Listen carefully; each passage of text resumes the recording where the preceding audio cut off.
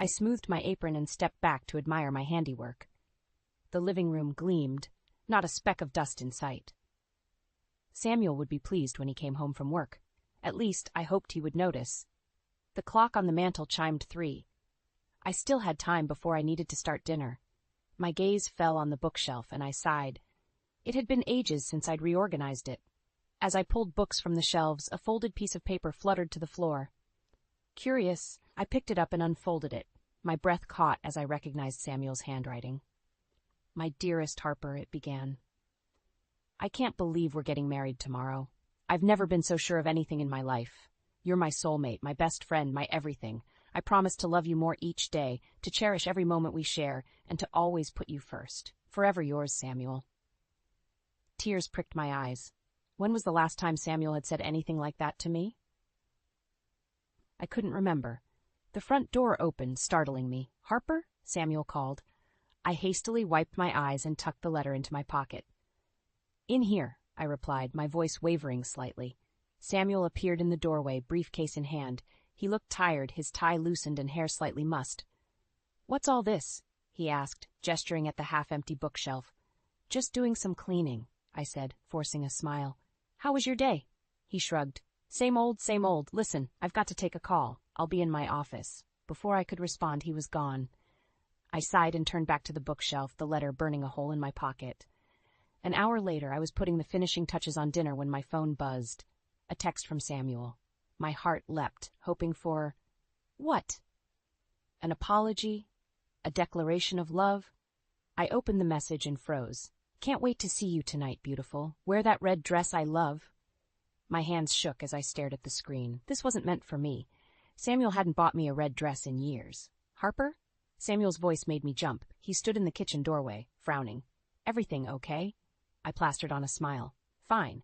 Just a bit startled. Dinner's almost ready." He nodded and retreated to his office again. I gripped the counter, my mind racing. What should I do? Confront him? Pretend I hadn't seen it? Another text came through. "Sorry, ignore that last message. Sent to the wrong person." I laughed bitterly. The wrong person indeed. My fingers hovered over the keyboard. I could end this right now, demand answers. But something held me back. A plan began to form in my mind. "No problem," I typed back. "See you tonight." I hit send and took a deep breath. Let him think his secret was safe. I'd play along, for now. "Dinner's ready," I called out, my voice steady despite the turmoil inside. Samuel appeared, phone in hand. He smiled at me, but it didn't reach his eyes. "Smells great, honey." As we sat down to eat, I watched him across the table. My husband of 10 years, the man I thought I knew better than anyone. How long had he been lying to me? "Everything okay?" Samuel asked, noticing my stare. I smiled sweetly. "Perfect, just perfect." Little did he know, the game had changed, and I was ready to play. I woke up early the next morning, my mind racing with plans. Samuel was still asleep, snoring softly beside me. I studied his face, searching for any sign of guilt or deceit. How could he look so peaceful when he was tearing our marriage apart? In the kitchen, I busied myself making breakfast, my thoughts churning. The smell of coffee filled the air as Samuel shuffled in, yawning. "Morning, honey," he mumbled, reaching for a mug. I plastered on a smile. "Good morning. Sleep well?" He nodded, not meeting my eyes. "Listen, I've got an early meeting. I'll grab something on the way." My heart sank. "Oh, all right then." As he headed for the door, I called out, "Have a good day, I love you." Samuel paused, his hand on the doorknob. "You too," he said, then he was gone. I slumped against the counter, fighting back tears. How had we become so distant? My phone buzzed, another text from Samuel. My stomach clenched as I opened it. "Can't stop thinking about last night. You were amazing." I stared at the screen, my hands shaking. This wasn't meant for me either. Before I could think better of it, I typed back, "I can't wait to see you again." "When?" The response came quickly. "Lunch today? Our usual spot?" I took a deep breath. "Perfect. See you then." My mind raced. Our usual spot? How long had this been going on? I spent the morning in a daze, mechanically going through my chores. At 11:30, I found myself standing in front of my closet, staring at my clothes. What would Amelia wear? I pulled out a red dress I hadn't worn in years. It was tighter than I remembered, but it would do. I applied makeup with a shaking hand, trying to channel the confidence of a woman who could steal a married man. At 12:15, I walked into Le Petit Café, scanning the room. My heart stopped when I saw Samuel at a corner table, his back to me. A bouquet of roses sat on the table. I approached slowly, my heels clicking on the tile floor. "Hello, handsome," I purred, trying to sound sultry. Samuel turned, his face lighting up. Then he saw me. The color drained from his face. "Harper," he stammered. "What are you doing here?" I slid into the seat across from him, my heart pounding. "Waiting for my lunch date." "And you?" He swallowed hard. "I can explain." "Can you?" I interrupted, my voice low and dangerous. "Can you explain why you're meeting another woman for lunch? Why you're buying her flowers?" I gestured to the roses. Samuel's eyes darted around the restaurant. "Please, not here. Let's go home and talk about this." I leaned back, crossing my arms. "No, I think here is perfect. Tell me about Amelia, Samuel. How long has this been going on?" He flinched at her name. "It's not what you think. Amelia is—" "Your secretary," I finished for him. "I know." Samuel's jaw dropped. "How did you—" "I'm not as naive as you think," I snapped. "Did you really think I wouldn't find out?" Tears welled in his eyes. "Harper, please. I love you. This was a mistake. I'll end it, I swear." I stood up, my chair scraping loudly against the floor. "Too late," I hissed. I grabbed the roses and dumped them in his lap. "Enjoy your lunch date." As I stormed out of the cafe, my phone buzzed. A text from an unknown number. "This is Amelia. We need to talk." I stared at the screen, my mind reeling. What now? I paced the living room, Amelia's text burning a hole in my phone. Should I meet her? Ignore her? My emotions were a tangled mess of anger, betrayal, and curiosity. A knock at the door startled me. I opened it to find a stern-faced woman in her 50s. "Harper Williams?" she asked. I nodded, confused. "I'm Diane Reeves, private investigator. You called my office yesterday?" Realization dawned. In my emotional haze, I'd forgotten about the call I'd made after discovering Samuel's texts. "Yes, come in," I said, ushering her inside. Diane sat on the couch, all business. "Tell me what's going on." I spilled everything. The texts, the confrontation at the cafe, Amelia's message. Diane listened intently, jotting notes. "What do you want to know?" she asked when I finished. "Everything," I said, my voice hard. "How long it's been going on, where they meet, what they do. I want proof." Diane nodded. "I can do that, but are you sure? Sometimes the truth is worse than not knowing." I met her gaze. "I'm sure." As Diane left, my phone buzzed again. "Amelia, please meet me. It's not what you think." I stared at the message, torn. Finally, I replied, "Fine. Where?" 30 minutes later, I sat in a small park, my heart racing. A young woman approached, tall, blonde, beautiful. "Amelia."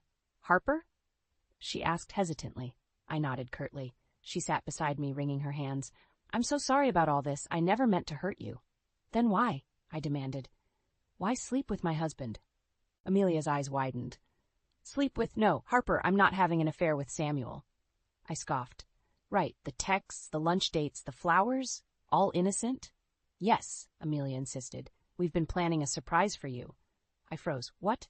She sighed. "It's your anniversary next month. Samuel wanted to renew your vows, make it special. He's been so excited, talking about it constantly." My mind reeled. Could it be true? But the texts. What about the message about last night? I asked. Amelia blushed. We were practicing his speech. He was nervous about getting emotional. I felt dizzy. Had I misunderstood everything? "Why didn't he tell me?" I whispered. "He wanted it to be a surprise. God, I've ruined everything," Amelia said, tears in her eyes. I stood abruptly. "I need to go." "Harper, wait." But I was already walking away, my thoughts in chaos. At home, I paced restlessly. Should I believe Amelia? It seemed far-fetched, yet it explained so much. The secrecy, the odd hours, the cryptic texts. The front door opened. Samuel, he looked awful, tie askew, eyes red-rimmed. When he saw me, he froze. "Harper," he breathed, "I'm so sorry. Please let me explain." I held up a hand. "Is it true about the vow renewal?" Samuel's eyes widened. "How did you—" "Amelia told me," I interrupted. "Is it true?" He nodded slowly. "Yes, I wanted to surprise you, to show you how much I love you. I've been distant lately, working so much. I wanted to make it up to you." Tears filled my eyes. "Oh, Samuel." He stepped closer, hope in his eyes. "Can you forgive me for the secrecy, for making you doubt us?" I wanted to. God, how I wanted to. But something held me back. "I don't know," I said honestly. "I need time to think." Samuel nodded, pain etched on his face. "I understand. I'll give you space." As he turned to leave, my phone buzzed. A message from Diane. "Found something. You need to see this." My heart sank. What now? I met Diane at a quiet coffee shop, my stomach in knots. She slid a manila folder across the table without a word. "What is this?" I asked, my voice barely above a whisper. "Open it," she replied, her face grim. With trembling hands, I flipped open the folder. Inside were photos, dozens of them. Samuel and Amelia, laughing together at a restaurant, Samuel helping Amelia into his car, and then my heart stopped. A photo of them embracing outside a hotel. "No," I breathed. "This can't be right," Amelia said. Diane's voice was gentle. "People lie, Harper, especially when they're caught." I flipped through more photos, each one a dagger to my heart. Then I saw something that made my blood run cold. In several pictures, there was a third person, my mother-in-law, Elizabeth. "What is she doing there?" I demanded. Diane leaned forward. "That's not all. Look at this." She pulled out her phone, showing me a series of text messages. My eyes widened as I read the casual, friendly banter between Amelia and Elizabeth. They were discussing Samuel, their plans, even joking about me. "How did you get these?" I asked, my voice shaking. "I have my ways," Diane said. "The important thing is, you now know the truth." I sat back, my mind reeling. Not only was Samuel cheating, but my mother-in-law was in on it. The betrayal cut deep, leaving me breathless. "What do I do now?" I whispered. Diane's eyes were sympathetic but firm.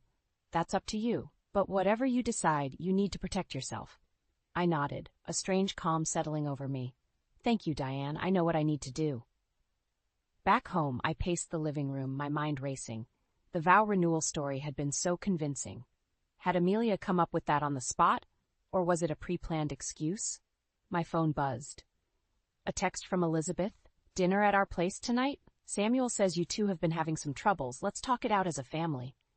I stared at the message, anger bubbling up inside me. Family? She had the audacity to talk about family while helping her son cheat on me? Before I could respond, another text came through. This one from Samuel. "I'm sorry about everything. Please come to dinner. I want to make things right." Make things right? How could he possibly make this right? I took a deep breath, weighing my options. I could confront them all at dinner, lay out the evidence and watch them squirm. Or I could play along, gather more information and plan my next move carefully. As I stood there, torn, my eyes fell on a framed photo of Samuel and me on our wedding day. We looked so happy, so in love. What had happened to us? Suddenly, I remembered something, our prenuptial agreement. I rushed to Samuel's office, rifling through his files until I found it. There, in black and white, was a clause I'd forgotten about. Any infidelity would result in the cheating spouse forfeiting their share of our assets. A slow smile spread across my face. Maybe I didn't need to confront them just yet. Maybe I could turn this situation to my advantage. I picked up my phone and typed out a reply to Elizabeth. "Dinner sounds lovely. I'll be there." Then I texted Samuel. "I'm ready to talk. See you at your parents'." As I hit send, a sense of purpose washed over me. They thought they had me fooled, but I was done being the naive, trusting wife. It was time to take control of my life and my future. I looked at myself in the mirror, straightening my shoulders. "Game on," I whispered to my reflection. Tonight, I would smile and play nice. But tomorrow? Tomorrow, I would start planning my revenge. I arrived at Elizabeth and George's house, my heart pounding beneath my carefully composed exterior. Samuel's car was already in the driveway. I took a deep breath, reminding myself of my plan. Smile, nod, and gather information. Elizabeth opened the door, her face a mask of concern. "Harper, darling, we've been so worried about you." I forced a smile. "Thank you for having me over, Elizabeth." As I stepped inside, I caught a whiff of her perfume, the same scent I'd noticed on Samuel's shirts lately. My stomach churned. Samuel stood as I entered the living room, his eyes pleading. "Harper, I'm so glad you came." I nodded stiffly, taking a seat across from him. George, my father-in-law, handed me a glass of wine with a sympathetic smile. "Now," Elizabeth said, settling beside Samuel, "let's talk about what's been going on between you two." I sipped my wine, watching them over the rim of my glass. "Yes, let's." Samuel cleared his throat. "Harper, I know I've been distant lately. Work has been crazy, but that's no excuse. I want to make things right." I raised an eyebrow. "And how do you propose to do that?" He shared a glance with Elizabeth. "Well, that's why we wanted to have dinner, to talk about our plans." "Plans," I echoed, my voice carefully neutral. Elizabeth leaned forward, her eyes bright. Samuel's been working so hard lately because he's up for a big promotion. If he gets it, we thought you two could take a second honeymoon, rekindle the romance. I nearly choked on my wine. They were still sticking to this charade? That sounds lovely, I managed. Where were you thinking of going? Samuel smiled, relief evident on his face. I was thinking Paris. You've always wanted to go, right? I nodded, remembering all the times I'd mentioned that dream, only to have Samuel brush it off as impractical. Now suddenly, he remembered? As the evening progressed, I played my part perfectly. I laughed at their jokes, expressed excitement about their plans, and pretended not to notice the meaningful glances they exchanged. After dessert, Elizabeth pulled me aside. Harper, dear, I know things have been tough, but Samuel loves you so much. Give him another chance. I smiled, bile rising in my throat. Of course, Elizabeth. Family is everything, right? She beamed, pulling me into a hug. Over her shoulder, I saw Samuel watching us, a look of guilt flashing across his face. As we prepared to leave, George pulled Samuel into his study for a quick chat. I seized the opportunity to excuse myself to the bathroom. On my way back, I paused outside the study door, voices drifting out. Son, are you sure about this? George was saying. If Harper finds out... She won't, Samuel interrupted. Once I get this promotion, everything will fall into place. Trust me. I leaned closer, straining to hear more, when a floorboard creaked beneath my foot. The voices inside fell silent. I hurried back to the living room, my mind racing. What were they planning, and how did it involve me? On the drive home, Samuel reached for my hand. Thank you for coming tonight. I promise things will get better. I squeezed his hand, my voice sweet. I'm sure they will, darling. As soon as we got home, I excused myself to bed, claiming a headache. But sleep was the furthest thing from my mind. I pulled out the prenup, rereading the infidelity clause. Then I opened my laptop, researching divorce lawyers in our area. A plan was forming in my mind. Samuel thought he could play me for a fool, but he had no idea what was coming. Tomorrow, I decided, I would visit a lawyer. It was time to protect myself and take control of my future. As I closed my laptop, a sense of calm washed over me. For the first time in weeks, I felt powerful. Let them think they had me fooled. Soon, they'd learn just how wrong they were. I paced our living room, my heart racing. Today was the day. After weeks of gathering evidence, consulting with lawyers, and steeling my nerves, I was finally ready to confront Samuel. The front door opened, and Samuel walked in, loosening his tie. Harper, I'm home. I took a deep breath. In here, Samuel. He entered the room, his smile fading as he saw my expression. What's wrong? Sit down, I said, my voice steady. We need to talk. Samuel sank into the armchair, confusion etched on his face. Okay, you're scaring me. What's going on? I stood before him, clutching a manila folder. I know about Amelia. The color drained from his face. Harper, I can explain. Save it, I snapped, tossing the folder onto his lap. Photos spilled out, Samuel and Amelia at restaurants, hotels, even our vacation home. He stared at the images, his hands shaking. How did you? It doesn't matter, I interrupted. What matters is that you've been lying to me, for months, maybe years. Samuel looked up, tears in his eyes. Harper, please, it was a mistake. I never meant to hurt you. I laughed bitterly. A mistake? Is that what you call sleeping with your secretary and conspiring with your mother to keep me in the dark? His eyes widened. My mother? What are you talking about? I pulled out my phone, showing him the texts between Elizabeth and Amelia. Your mother's been in on it the whole time. Some family, huh? Samuel buried his face in his hands. Oh, God, Harper, I'm so sorry. I'll end it with Amelia, I swear. We can work this out. For a moment I faltered. The pain in his voice sounded genuine. But then I remembered all the lies, all the nights I'd spent alone while he was with her. It's too late, I said, my voice cold. I want a divorce. He looked up, panic in his eyes. No, please, I love you. We can fix this. Fix it? I scoffed. How? You've broken my trust, Samuel. You've made a fool of me in front of your family, your colleagues. How can we possibly come back from that? Samuel stood, reaching for me. Give me a chance. I'll do anything. Counseling, a fresh start somewhere new. Whatever it takes. I stepped back, avoiding his touch. And what about Amelia? Your mother? How can I ever trust you around them again? I'll quit my job, he said desperately.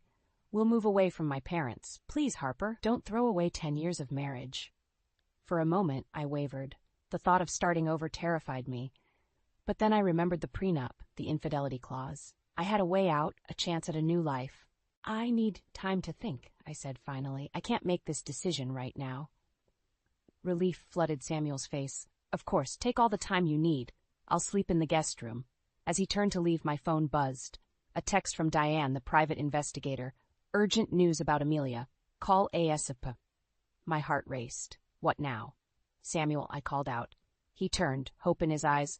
This isn't over. We'll talk more tomorrow. He nodded, shoulders slumping as he left the room. I sank onto the couch, my mind reeling. Just when I thought I had everything figured out, there was another twist. What could Diane have discovered about Amelia? As I dialed Diane's number, a strange mix of dread and excitement filled me. Whatever this news was, it would change everything. Again. The phone rang, each second stretching into eternity. Finally, Diane answered. Harper, she said, her voice urgent. You're not going to believe what I found out about Amelia. I gripped the phone tighter, my heart pounding. Tell me everything. My hands shook as I hung up the phone. Diane's words echoed in my mind, each revelation more shocking than the last. Amelia wasn't just having an affair with Samuel, she was playing him too. I paced the living room, my mind racing. How could I use this information? The prenup clause about infidelity suddenly seemed like small potatoes compared to what I'd just learned. A soft knock on the doorframe made me jump. Samuel stood there, looking haggard. Harper, he said softly, can we talk? I nodded, steeling myself. Actually, I have something to tell you. We sat on opposite ends of the couch, the distance between us a chasm of betrayal and lies. Samuel, I began, my voice surprisingly steady. I know about the promotion. His eyes widened. You do? And I know about the plan to use the bonus to pay off your gambling debts. Samuel's face drained of color. How did you? That's not important, I cut him off. What's important is that I know everything. The affair, the lies, the money you've been funneling from our joint account. He slumped back, defeat written across his face. Harper, I can explain. No need, I said, pulling out a folder. Our prenup explains it all quite clearly. Infidelity clause, remember? Samuel's eyes darted to the folder, panic setting in. Wait, you can't. I can, and I will, I said firmly, but that's not all. I took a deep breath, steeling myself for the final blow. Amelia isn't who you think she is. Confusion replaced the panic on his face. What do you mean? She's been playing you, Samuel. She's not just your mistress, she's been working with your competitor. Every bit of inside information you've shared with her, it's gone straight to them. Samuel's jaw dropped. No, that's impossible. Amelia wouldn't. She would, and she did, I interrupted, sliding photos across the coffee table. Here's Amelia meeting with your rival CEO, and here's a copy of the confidential files you gave her, time-stamped an hour before your competitors suddenly changed their strategy. Samuel's hands shook as he looked at the evidence. Oh, God, he whispered. What have I done? For a moment I almost felt sorry for him. Almost. There's more, I said, my voice softer now. Your mother knew. His head snapped up. What? Elizabeth knew about Amelia's true motives. She's been protecting the family business, at your expense. Samuel stood abruptly, pacing the room. This can't be happening. It can't be real. I watched him, a strange mix of satisfaction and pity washing over me. It is real, Samuel, and now you have a choice to make. He turned to me, desperation in his eyes. What choice? I stood, facing him squarely. You can fight me on the divorce, try to keep your assets, and watch as I take this information public. Your career, your reputation, gone. Or what? He whispered. Or you can sign the papers I've had drawn up, walk away cleanly. I'll keep your secrets and you can salvage what's left of your career. Samuel stared at me, a myriad of emotions flashing across his face. You've thought of everything, haven't you? I nodded. I had to. He sank back onto the couch, head in his hands. I never meant for any of this to happen. I love you, Harper. I always have. For a moment, my resolve wavered, but then I remembered all the lies, all the pain. Love isn't enough, Samuel. Not anymore. I placed the divorce papers on the coffee table, along with a pen. The choice is yours. Samuel looked up at me, tears in his eyes. What happened to us, Harper? I took a deep breath, fighting back my own tears. You happened, Samuel, you and your choices. As I watched him reach for the pen, a strange sense of calm washed over me. This was it. The end of one chapter, the beginning of another. Whatever came next, I was ready to face it head on. 6 months after the divorce, I stood in front of my new boutique, Harper's Haven, my heart swelling with pride. The grand opening ribbon fluttered in the breeze, a symbol of my newfound freedom and purpose. As I unlocked the door, my phone buzzed. A text from Diane. "Congrats on the big day. You've come so far." I smiled, remembering how different my life had been just half a year ago. The betrayal, the pain, the uncertainty, it all seemed like a distant nightmare now. The bell chimed as my first customer walked in. To my surprise, it was Elizabeth, Samuel's mother. "Harper," she said, her voice hesitant. "I hope I'm not intruding." I straightened my shoulders, meeting her gaze. "Not at all. Welcome to Harper's Haven." Elizabeth looked around, taking in the carefully curated clothing and accessories. "It's lovely. You've done well for yourself." "Thank you," I replied, my voice cool but polite.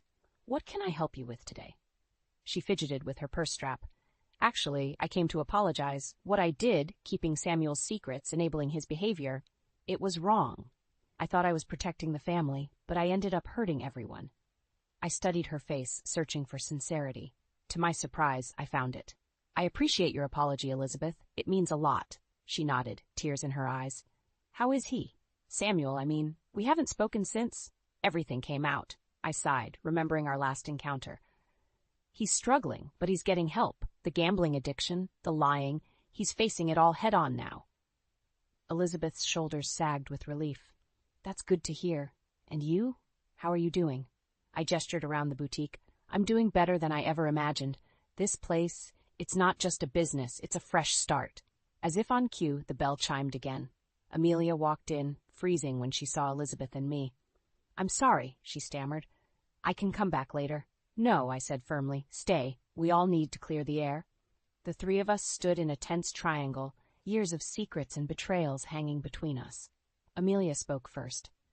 "Harper, I know nothing I say can make up for what I did, but I want you to know I'm truly sorry. The corporate espionage, the affair, I got in way over my head." I nodded, surprised by the lack of anger I felt. "Thank you for your honesty, Amelia. It's more than I got during our marriage." Elizabeth turned to Amelia, her voice sharp. "You nearly destroyed my son's career and my family's company. How dare you show your face here?" I held up a hand. "Elizabeth, please. We've all made mistakes. What matters now is how we move forward."